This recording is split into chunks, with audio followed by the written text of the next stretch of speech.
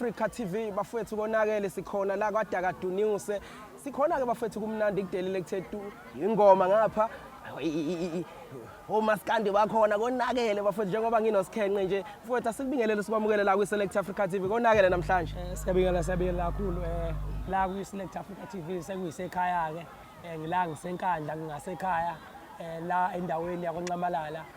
ngiyathokoza kakhulu ukufika la endaweni ngizothi indawo yangasekhaya noma kuyibanganyana mangizala kodwa indawo yangakithi home ground yakho mfowethu konakele namhlanje la ungathini ngalento enzeka la mfowethu uhlangene nje insizwa ngiyathokoza kakhulu babe sinikeza ithuba lokuthi nathi singamaciko sivele kulezi ingoma lezi ngoba nathi ingoma yona into esikhule siyigida iyona into esithathile yaze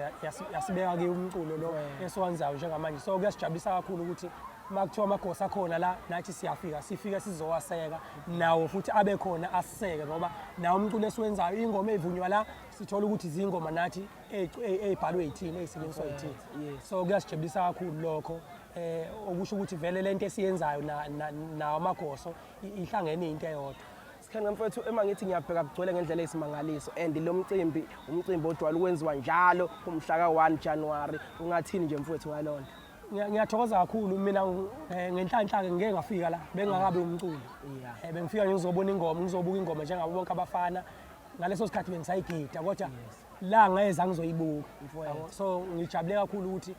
namhlanje angizile neqembu langakithi lengoma kodwa ngize yimina ngoSkhengqe ngibrand ngizokwenza umsebenzi wami futhi hayi ukuthi ngithe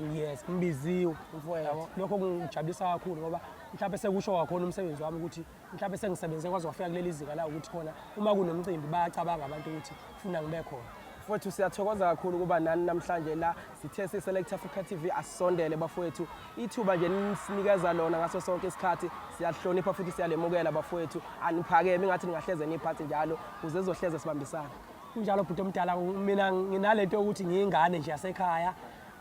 lokho ukuthi ngumculi ngengikuzwe mase ngikhuluma nomuntu esethi indoda ingoma yakhe ethile kodwa uma ngiphuma ngihamba ngiyazazi ukuthi mina nje ngumfana wasemakhaya okhulele emakhaya oyilusela inkomo oyenza yonke into eyenziwa abafana